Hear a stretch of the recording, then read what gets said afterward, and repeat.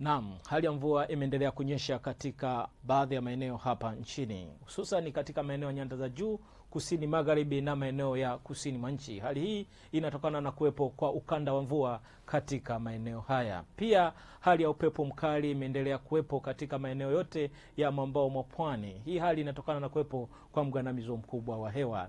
Na utabiri wa saa 24 zijazo ni kwamba Mamlaka ya Hali ya Hewa Tanzania imetoa angalizo la uwepo wa vipindi fupi vya upepo mkali unaotarajia kuvuma kwa kasi ya kilomita 40 kwa saa katika maeneo ya pwani yote, na hali ya bahari inatarajia kuwa na mawimbi makubwa, na wakazi wa maeneo hayo na wale watumiaji wa bahari ya Hindi ni vema kuchukua hatua stahiki kutokana na kuwepo kwa upepo huo mkali. Na wakati huo usiku wa leo tunatarajia kuwa katika maeneo ya Singida, Dodoma kutakuwa na hali ya mvua, maeneo ya Katavi na maeneo ya Tabora, alikadhalika nyanda za juu kusini magharibi, maeneo ya Ruvuma, Lindi, Mtwara, maeneo haya kutakuwa na hali ya mawingu kiasi, mvua na ngurumo katika sehemu chache. Maeneo mengine ya nchi, maeneo haya kutakuwa na hali ya mawingu kiasi na makavu kwa usiku wa leo. Siku ya kesho ni kwamba Mamlaka ya Hali ya Hewa Tanzania imetoa angalizo la uwepo wa vipindi vifupi vya mvua kubwa, hasa katika maeneo ya Rukwa, maeneo ya Songwe, Mbeya, Iringa, Njombe na maeneo ya Ruvuma, ambapo maeneo hayo